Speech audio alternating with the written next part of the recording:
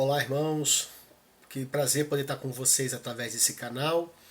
E eu espero no Senhor que a todos os que estão ouvindo essa mensagem haja audição clara e aplicável à vida de cada um, da voz do Senhor para a glória dele mesmo em todos nós. Deixa eu orar com você. Pai, obrigado por esse privilégio e por essa oportunidade.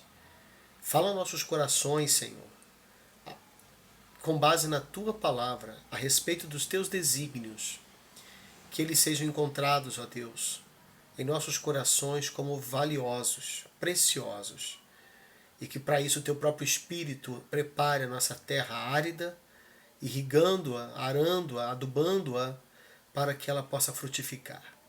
Em nome de Jesus. Amém. Muito bem, amados irmãos, eu gostaria aqui de compartilhar uma porção de Mateus, capítulo 5, versos 33 a 37, numa série que nós temos estudado já há algum tempo, que fala sobre a superioridade da justiça do rei e do reino, uma resposta ao anseio de juízes quando não havia rei, cada um fazia o que bem queria. Jesus Cristo chegou, ele é o rei dos reis, ele é aquele para quem Davi apontava, ele é o filho de Abraão, filho de Davi, tal como Mateus o apresentou para nós. E chegamos então à ética do reino, a superioridade do reino de Jesus sobre tudo que se conhece nessa terra. E aí a gente vai perceber que o reino do Senhor é superior a tudo o que os homens já viram. Não existe nada que se compare ao reino trazido por Jesus Cristo. Tanto é que em Mateus capítulo 5, quando Jesus fala de como deve ser cumprida a lei nele mesmo, ele cumpre toda a lei, ele então passa a interpretá-la de forma correta, já que ele é o legislador, ele é o revelador da lei, ela revela o seu caráter. E então Jesus Cristo vai começar a nos ensinar a respeito de como vivermos de acordo com a sua visão da lei, pelo seu cumprimento gracioso em tirar de nós a maldição da lei por meio dele mesmo ser obediente aonde nós desobedecemos. Mas para isso ele vai a fundo e ele chega ao coração da lei. E por causa disso ele também vai avaliar o nosso coração. Deus conhece o coração assassino. Não é só aquele que pega numa arma, numa espada, numa faca. Não é só aquele que tira a vida do corpo de outrem, que de fato é um assassino, um homicida, mas aquele que nutre a mágoa, a raiva no coração. A gente viu que o adultério vai além de estar com uma mulher que não é a sua, com quem você se casou, numa cama. Adultério vai muito além de ter relações sexuais fora do matrimônio. O adultério também nasce no coração, nos olhares, nos pensamentos nutridos para o pecado. Misericórdia. Todos nós parece que temos alguma relação com o homicídio e com o adultério. Desculpem o barulho das motos, vai acontecer mais vezes provavelmente. E também vimos que o infiel existe ainda que não tenha traído sua mulher na carne. Pelo contrário, nos versos 31 e 32 de Mateus 5, o homem que repudia sua mulher sem ser por um motivo justo, que seria o adultério lá, a cláusula de exceção, ele é um culpado de expor essa mulher ao adultério e aquele homem que vier a estar com ela também ao adultério. Ou seja, o foco do texto é esse homem que abandona o seu compromisso com uma mulher de forma injusta, sem motivação correta. Ele é o foco. Cristo está condenando a atitude dele no tempo em que mulher era objetificada. E agora somos levados à superioridade do reino quanto ao valor das palavras, quanto ao valor do que a gente diz, se isso deve ser crível ou se precisa de algum adendo, algum juramento para ser de fato creditado. Que tenha crédito, né? A autenticidade das palavras deve ser restaurada mediante o caráter restaurado pela graça. Então, não só o meu caráter é restaurado pela graça, mas um dos frutos dessa graça restaurando o meu caráter é me levando a ter a minha palavra, a autenticidade delas, a credibilidade delas também restaurada. E é isso que a gente vai pensar agora. Eu quero ler com vocês o texto, e o texto diz assim: vocês também ouviram o que foi dito aos antigos, não façam um juramento falso, mas cumpra rigorosamente para com o Senhor o que você jurou. Isso está lá em Levítico capítulo 19, verso 12, Números 30, verso 2, Deuteronômio 23, versos 21 a 23. A ideia de que deveria existir credibilidade na palavra. Naquele tempo não tinha CPF, não tinha SPC, não tinha identidade, não tinha foto das pessoas para que você pudesse averiguar quem fala o que, de quem, de si mesmo. Então, sim, havia necessidade de que houvesse juramentos. A falta de crédito das pessoas e a existência do pecado levou à necessidade de que algum tipo de autenticação, algum tipo de selo fosse colocado nas palavras, quando não houvesse condições de haver crédito, credibilidade numa pessoa. Então os juramentos passaram a ser necessários. Há mandamentos para isso. No tempo de Cristo, o problema não é o mandamento que o próprio Cristo revelou para Moisés. O problema é o que a liderança religiosa judaica fez com os mandamentos. E eles criaram uma bagunça, fizeram uma doideira, a gente vai ver daqui a pouco, com esses mandamentos. Um deles sobre não fazer falso juramento. Então Cristo, a isso que foi dito e não ao que foi escrito, porque o que foi escrito é inerrante, é palavra de Deus, mas àquilo que foi dito pelos líderes judaicos, Cristo está dizendo o contrário agora. Eu, porém, lhes digo, não jurem de modo nenhum, nem pelo céu, por ser o trono de Deus, nem pela terra, por ser o estado dos seus pés. Isso é tirado certamente do pensamento de Isaías 66, verso 1, que fala esse verso lá de Isaías, que a terra e o céu são o estrado dos pés de Deus. E Cristo continua, nem por Jerusalém, por ser a cidade do grande rei, como está lá no Salmo 48, verso 2. Então, não apenas não jurar falsamente usando o nome de Deus, mas qualquer outra coisa. Não há justificativa, não existe juramento válido e juramento inválido. E por que isso? Veremos daqui a pouco. Não jure pela sua cabeça, porque você não pode fazer com que um só cabelo fique branco ou preto. Não é você que domina o ciclo do seu cabelo. Então ele conclui que a palavra de vocês seja sim, sim, não, não. Ou seja, se sim, é sim, se não, é não. O que passar disto vem do maligno. Puxa vida, que texto, né? E aí, pensando nessa temática, a gente vai começar então a pensar nas nuances que esse texto traz para a gente. Em primeiro lugar, a gente precisa entender o que Jesus não está ensinando, em primeiro lugar.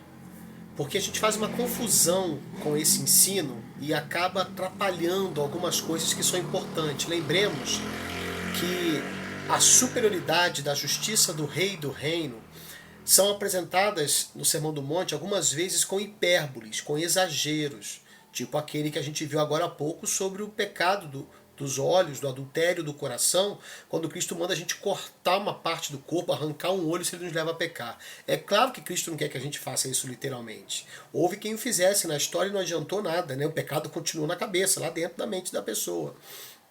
Então, é uma forma, uma figura de linguagem para ajudar a entender que a gente deve fazer o máximo para não cair nesses pecados. É claro que isso aponta para a cruz, porque nenhum de nós consegue seguir a lei nesse nível, precisamos da graça. Mas aquele que é alcançado pela graça deve querer viver essa superior justiça do reino. E nesse caso, Jesus não está ensinando que todo juramento é pecado. Isso pode assustar muita gente que viveu a vida pensando que jurar sempre é pecado. Aliás, nós evangélicos somos majoritariamente conhecidos por afirmarmos que não se pode jurar.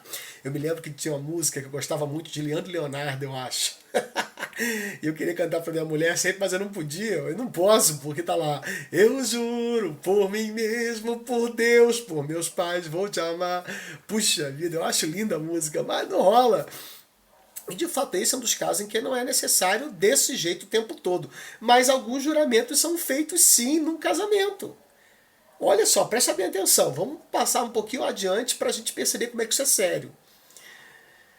Jesus então não está ensinando que todo juramento é pecado. O que Cristo está falando ali de vida cotidiana, de pessoas que tornaram trivial e se adaptaram a um sistema corrupto, terrivelmente corrupto, para encaixar juramentos válidos e inválidos. Se eu fizer os inválidos, eu posso até cometer algumas mentiras, alguns enganos, e fazer com que as pessoas achem que eu falo a verdade porque eu jurei pelo céu, pela terra, pelo templo. Cristo está mostrando que isso é um problema. E a gente vai ver isso daqui a pouco. Mas ele não está dizendo que todo juramento se torna desnecessário, até porque vivemos num mundo cheio deles. Por exemplo, Paulo jurou. Paulo recomenda às pessoas que diante de Deus ele falava o que falava. Olha, gente, vocês estão duvidando de mim? Eu falo que eu estou falando diante de Deus. Essa expressão, está lá em Gálatas capítulo 1, verso 20, ela está fazendo justamente menção à necessidade que Paulo teve de demonstrar a necessidade de fazer um juramento. Já que havia descrédito com o seu ministério entre os Gálatas, mediante a pregação dos falsos profetas, e nos capítulos 1 e 2, Paulo tem que fazer uma defesa da verdade que habitava no seu coração, ele então, mediante ao pecado dos falsos profetas e do desconhecimento dos Gálatas, ele precisou recorrer a dizer, olha gente, eu estou falando, como não é suficiente, eu digo para vocês, diante de Deus eu estou falando. Capítulo 1, verso 20. Ele faz o mesmo aos coríntios, que tiveram um sério problema de credibilidade com o ministério de Paulo. O pecado deles, motivado pelo pecado dos falsos mestres de Corinto, os falsos apóstolos, demandou que Paulo tivesse que falar, eu me coloco aqui tendo Deus por testemunha. Mas não é jurando por Deus. Está dizendo o seguinte, eu juro por Deus, eu estou dizendo, e se vocês não acreditam na minha palavra, eu digo, Deus é testemunha, Ele está vendo o que eu estou dizendo. Isso é o espírito do juramento. Esse é o espírito de quem faz um juramento. Olha, já que não há elemento suficiente para que a minha palavra seja digna de crédito, seja o meu pecado ou de outro fora de mim, nesse momento se torna necessário que a lei prescreveu, a regulamentação dos juramentos. Cristo não está falando contra isso, porque seria contradizer a própria lei que ele revelou. O próprio Jesus falou sobre juramento e não fez caso de não querer isso. Quando lá, diante do seu julgamento, ele foi inquirido por aqueles homens maldosos que estavam julgando, lá no verso 63 do capítulo 26 de Mateus, Cristo aparece essa narrativa. Jesus, porém, guardou silêncio. Ele ficou quieto. Porque no verso 62, o sumo sacerdote se levantou e perguntou a Jesus, você não diz nada em resposta ao que estes depõem contra você? Aí Jesus guarda silêncio. Verso 63.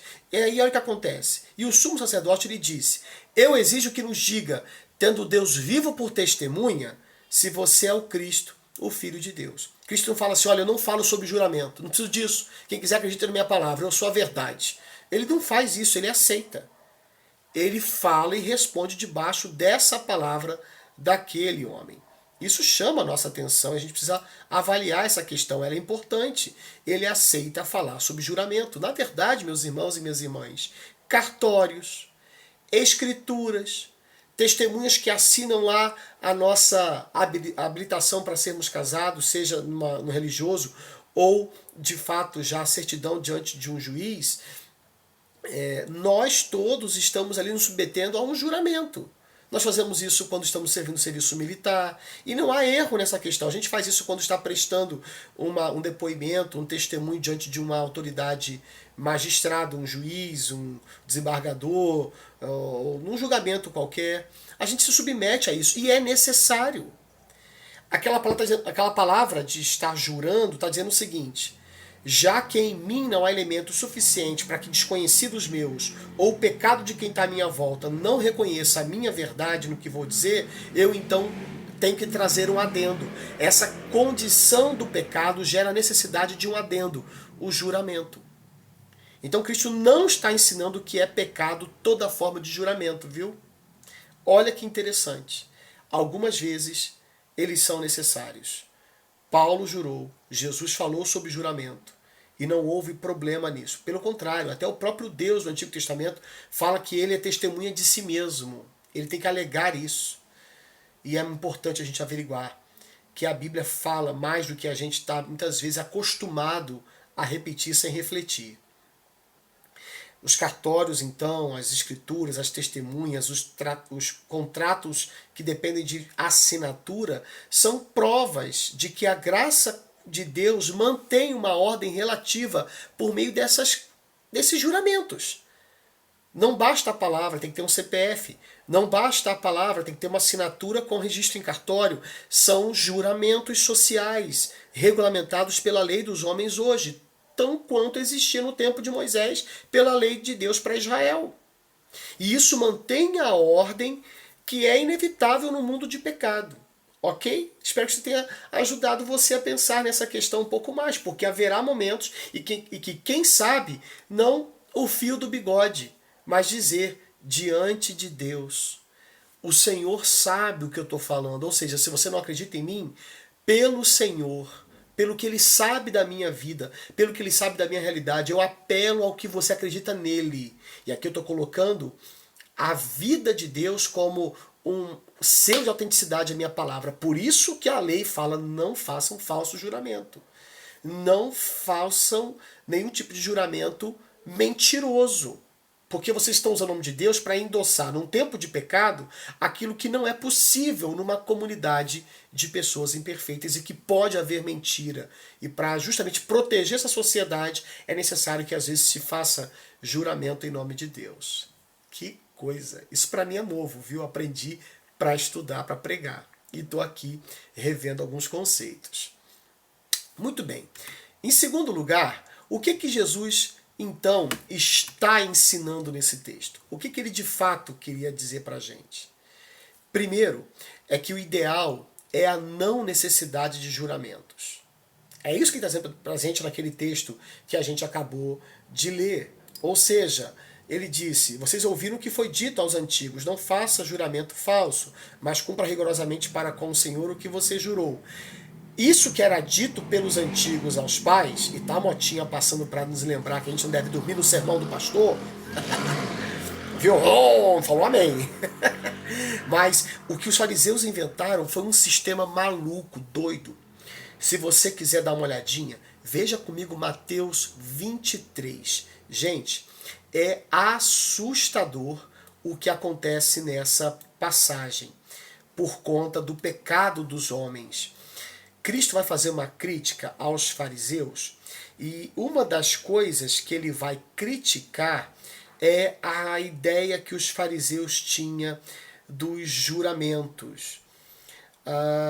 Deixa eu achar aqui o verso para vocês. Versos 16 em diante. Eles dizem assim, preste bem atenção nessa leitura. Ai de vocês, guias cegos, que dizem, se alguém jurar pelo santuário, isso não tem importância. Mas se alguém jurar pelo ouro do santuário, fica obrigado pelo que jurou. Perceberam a maquinação terrível desses caras? E ele continua. Seus tolos e cegos, qual é mais importante, o ouro ou o santuário que santifica o ouro? Veja a lógica de Jesus.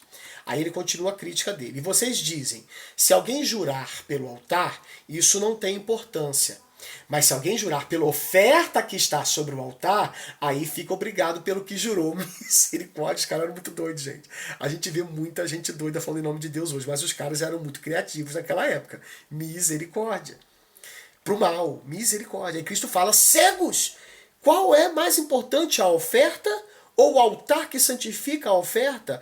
Aí ele continua, portanto, quem jurar pelo altar, jura por ele e por tudo que está sobre ele. Quem jura pelo santuário, jura por ele e por aquele que nele habita. E quem jurar pelo céu, jura pelo trono de Deus e por aquele que está sentado no trono. Perceberam? A ideia de Jesus é que quando uma pessoa faz um juramento por qualquer coisa, ela está se obrigando a cumprir porque ela devia falar apenas a verdade. E se ela tenta arrumar um subterfúgio, um meiozinho meio esquisito lá de amenizar por quem ela está jurando, né? Juro pela minha sogra, vai que morre, né? Misericórdia, faz isso não, faz isso não, isso é bênção de Deus, é a mãe da sua esposa. Mãe de seu marido. E aí, não vou jurar o nome de Deus. O nome de Deus eu não vou falar, mas eu vou falar da minha sogra. Não, tá tudo errado, porque sua sogra é do Senhor. Foi criada por Ele. Não pode.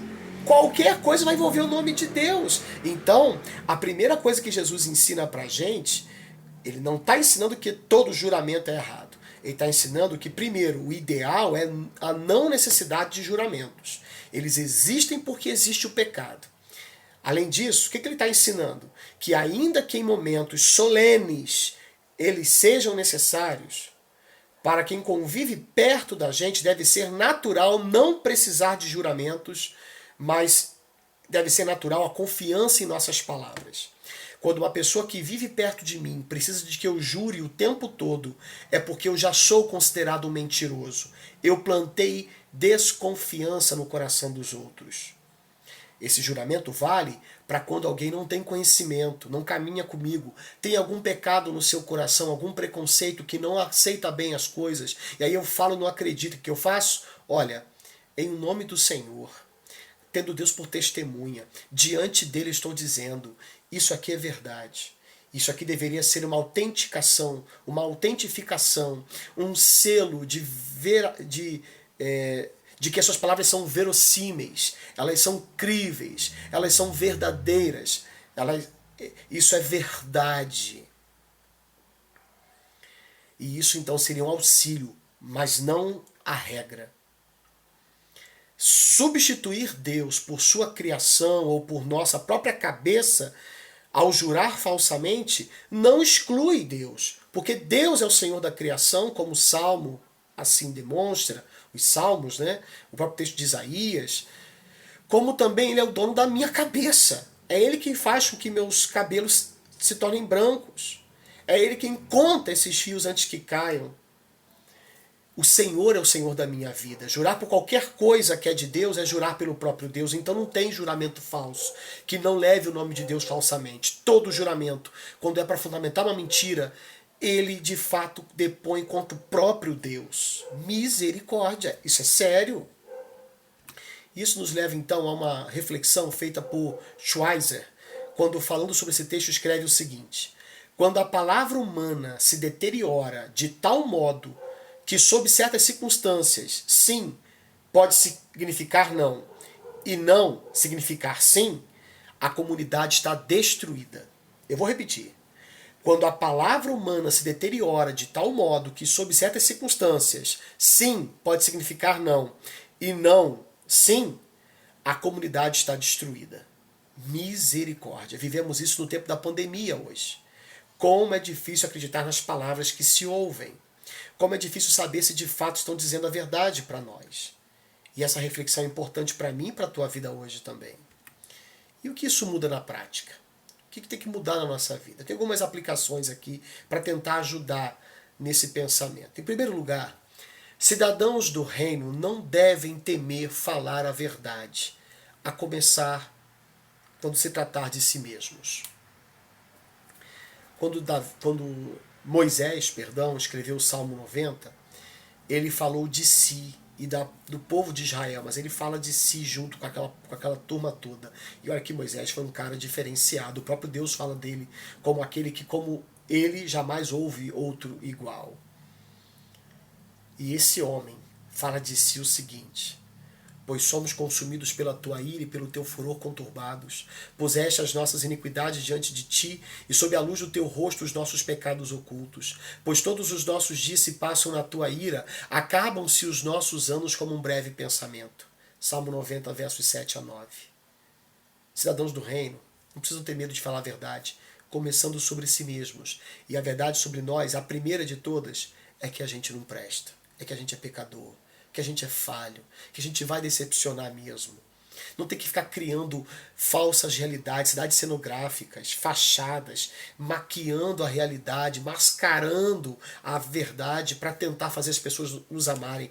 O ser que Deus amou e deu a vida do seu filho por ele foi aquele que ele encontrou morto em delitos e pecados, no nosso pior estado. Ele não nos amou porque havia algo bom em nós. Deus prova o seu amor para conosco em que Cristo morreu por nós, sendo nós ainda pecadores. Os que mereciam a ira receberam a graça, o favor não merecido. E isso então deve fazer com que a gente derrube essas bobagens de tentar ficar fazendo as pessoas acreditarem em mentiras sobre nós. E aí eu juro, eu juro, eu juro. Para!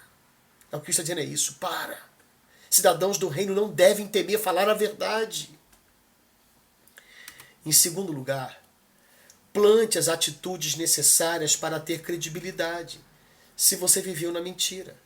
Se você já, em primeiro lugar, sabe a verdade sobre você e sabe que a única forma de vencer os seus próprios pecados, de ser uma nova criatura é Cristo, é a sua graça, se a justiça do reino só chega a você pela misericórdia de Jesus, pela graça de Deus em Cristo, operada em nós somente pelo seu Espírito, passe então, alevemente, tranquilamente, a plantar as atitudes necessárias para ter credibilidade, se você viveu na mentira. Não dá para a gente passar a acreditar numa palavra só porque alguém diz que fala a verdade. Se a sua vida foi uma vida de mentiras, que precisava de juramentos falsos o tempo todo, agora é hora de plantar atitudes. Chama minha atenção quando os soldados chegaram para João Batista, lá em Lucas capítulo 3, um detalhe que só João dá pra gente, só Lucas dá pra gente, perdão, Lucas capítulo 3, verso 14. Então João Batista fala assim para eles. Aliás, os soldados chegam para João e falam assim: "E nós, o que devemos fazer?" E aí João lhes disse, João Batista: "Não sejam prepotentes, não façam denúncias falsas e contentem-se com o salário que vocês recebem. Primeiro, vocês eram conhecidos como pessoas arrogantes, prepotentes, porque tem o poder da espada na mão. Tem muito policial que está sem crédito, porque é gente arrogante, presunçosa, que tem uma arma, uma pistola na mão, um fuzil, um carro com uma luzinha piscando e atrapalhando o trânsito muitas vezes, porque pisca forte demais. Podiam baixar um cadinho aquela luminosidade, que tem hora que cega a gente, viu? Mas olha, como tem gente boba, besta, metida boba mesmo, a palhaça, porque botou uma farda, se acha, agora vou fazer acontecer, e chega pisando, chega xingando, chega menosprezando. Você está entrando numa comunidade, você está longe de um superior, de uma câmera, aí que se esbalda, é gente perdida que não honra a farda que veste, que não honra uma corporação que deveria ser usada por Deus só para manter a ordem, não para cultivar a desordem. Então, João diz para aqueles homens que também tinham essa tendência naquela época: primeiro, parem de ser prepotentes. Uma coisa é ser firme, porque não dá para tratar a gente que vem com bala dando um biscoito, dando uma rosinha. Uma coisa é exercer autoridade, outra coisa é ser autoritário, déspota, ser arrogante, presunçoso, prepotente. Segundo, não façam denúncias falsas. Interessante isso. Assim como hoje tem fé pública, naquele tempo o soldado tinha fé pública. E o que ele dissesse era mais considerado do que um cidadão comum. Isso tem valor. E não pode ser jogado fora. Não pode ser jogado fora com denúncias falsas. Deve-se falar a verdade. E depois ele diz: e contentem-se com o salário que vocês recebem. Soldado, aquele que recebe o soldo, os primeiros no mundo a receberem pagamento por um serviço prestado, né? E eles então não deveriam extorquir as pessoas, não deveriam se aproveitar do poder da espada e da autoridade dada pelo Estado para suborno, para algum tipo de desvio de conduta, infelizmente, tão comum, infelizmente, em tantas corporações que desonram bons soldados, bons policiais, boas autoridades instituídas por Deus, também com a força das armas. Então pode ser que você não seja uma pessoa assim, um militar, alguém que lida com poder na mão assim na sociedade, mas você é um chefe de família, você é um marido, você é um pai, você é uma mãe, você é uma pessoa que de alguma forma exerce autoridade sobre um irmão mais novo. Não sei, pensa nisso. Ou sendo de outra forma um liderado, que está debaixo de uma liderança, como é que a sua palavra é? Ela é crível? As pessoas podem levar em consideração o que você diz? Se até agora sua vida foi marcada por mentiras, plante as atitudes necessárias para passar a ter credibilidade. Aí tem gente que fica chorando pelos cantos, mas ninguém acredita em mim, que ninguém nunca me dá uma chance. Mas você não planta as atitudes. Então plante. Aquele que mentia, não minta mais, disse Paulo em Efésios, capítulo 4. Vamos seguindo? Em terceiro lugar, jure se necessário, mas que isso não se torne uma regra para que os outros creiam no que você fala. Que você não se torne refém dos juramentos. E outra, cuidado para você não ficar nas mãos de quem não quer crer na verdade. Porque às vezes, do outro lado, há quem não queira crer na verdade. Jesus não mentiu em momento algum. E tinha gente que não acreditava nele. Tem que ficar o tempo todo dizendo que eu juro, eu juro, eu juro. Não. Há algum momento que seja necessário jurar? Jure. Nunca falsamente. Se no mundo de pecado esse é um artifício que Deus dá, uma testemunha, uma assinatura. Tem gente que fica chateada por isso, né? Ah, eu não quero nem mais relação com aquela pessoa porque ela precisou de testemunha para acreditar na minha palavra. Ué, se não teve tempo para comer 1 quilo de sal junto, se não teve condições de ter um plantar para colher a confiabilidade, e você de fato é confiável, se no primeiro momento é necessário algum nível de juramento, então faça. Isso também glorifica a Deus, porque você está mostrando depois, com a sua verdade comprovada, que o que você falou de Deus é verdade. Você considera o Senhor e o nome dele, você não usa com mentiras. Isso vai glorificar a Deus. E é por isso que a lei regulamentou o uso do juramento, sim. E Cristo não contradiz isso. Senão haveria uma contradição bíblica e Moisés teria cometido um erro ao escrever sobre juramento. Em Gálatas 1, verso 20, Paulo fez uso disso. E ele escreveu: ora, a respeito do que estou escrevendo a vocês, afirmo que não estou mentindo. Só isso? Não, pulei uma sentença, pulei uma expressão. Ora, a respeito do que estou escrevendo a vocês, afirmo diante de Deus que não estou mentindo. Ou seja, eu estou dizendo isso jurando em nome dele. É o que está sendo dito por Paulo aqui. Eu estou levando em consideração o fato de vocês saberem que Deus está diante de mim e Ele é testemunha, já que eu não sou o suficiente para vocês ainda. Considerem que eu aqui uso o nome de Deus como testemunha do que eu estou dizendo como verdade. Agora, se os outros vão crer ou não, cuidado para você não começar a usar de forma trivial ou jogando pérolas aos porcos, porque há aqueles que, infelizmente, não querem a verdade nunca, elas não as satisfazem. Então essas pessoas não são dignas de ficar ouvindo juramentos o tempo todo. Porque Deus é digno de ser santificado. A sua glória deve ser enaltecida. E aí então eu não vou colocar-me como refém de quem não quer a verdade. Além disso, viva o cotidiano sem juramentos triviais. Do tipo, juro que fui, juro que voltei, juro que paguei, juro que comi, juro que perdi o troco, juro que tomei o remédio e etc e tal. Sabe aquela coisa, quando a pessoa começa a ter que usar isso direto? É justamente isso que Cristo está dizendo. Parem com isso. Havia tanta falsidade no tempo dele e gente tendo que usar juramento para endossar alguma coisa, e inclusive usando juramentos bem sem vergonhas para tentar alterar a realidade e enganar quem pudesse mais. Ele para. Viva o cotidiano sem juramentos triviais. Porque eles compõem uma linguagem diabólica.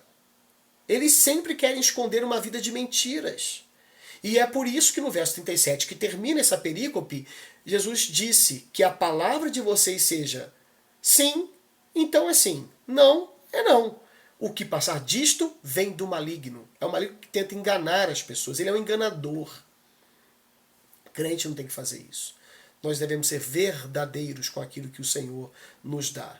Seja uma confissão de pecados, seja uma repreensão em amor, seja o conto de uma situação, seja uma conta, seja uma questão monetária, financeira, não importa. Falemos a verdade. Que nosso cotidiano não seja marcado por juramentos, mas por credibilidade diante de alguém que a gente sabe, que a gente seja assim considerado. Eu estou diante de alguém que eu sei que fala a verdade. Mesmo que me doa ouvir a verdade, ele vai me dizer a verdade. Ah, irmão, isso é libertador. Isso é libertador. Fala alguém aqui que já foi escravo de mentira. Fala alguém aqui que já teve que fazer muitos juramentos, ainda que eu não proferisse esses juramentos, eu os fazia de forma alternativa, igual aos fariseus, para enganar as pessoas. E o Senhor me libertou dessa escravidão. Até hoje luto, porque a verdade nunca é natural na boca de pecadores. A gente sempre quer enganar, e mesmo usando a verdade, igual Satanás usou a Bíblia, citando lá para Jesus na tentação, há enganos ocultos, inerentes e latentes, guardados lá dentro do nosso coração. E tem que lutar contra isso o tempo todo. Por isso que a confissão é tão importante, inclusive. Mas que seja assim o conhecimento, a imagem que os outros têm de nós. Aqui está alguém verdadeiro. E finalmente, ore pela crise de credibilidade que vivemos na igreja e fora dela. Infelizmente, desde pastores até autoridades outras quaisquer que sejam eclesiásticas, denominações, diretorias, executivos, infelizmente, como tem gente que quando alguém fala, os outros olham assim meio de rabo de olho. E aí tem que ter algum tipo de endosso, algum tipo de selo que autentique, porque a credibilidade está perdida. Fora da igreja não é diferente, pelo contrário, a coisa parece que é bem pior. Políticos, o poder judiciário, o poder legislativo, como é difícil acreditar na palavra das pessoas. Oremos por isso. O que Paulo nos diz é que devemos deixar a mentira e cada um deve falar a verdade com o seu próximo, porque somos membros do mesmo corpo. Precisamos ter uma vida verdadeira uns com os outros. E por isso precisamos orar pelas autoridades instituídas, uma vez que a gente sabe que há uma crise terrível de credibilidade, que demanda juramentos falsos, que ainda mais torna a ira de Deus derramada sobre os homens. Vamos orar por isso? Vamos falar com o Senhor. Pai, eu espero em Ti que o Senhor nos ajude a lidar com tranquilidade com a verdade. Nós temos a cruz de Cristo. A justiça do reino não é uma justiça moralista, nem legalista, como a dos judeus, dos fariseus, dos saduceus, dos escribas do tempo de Jesus. A justiça do reino, ela é graciosa, ela nasce na cruz.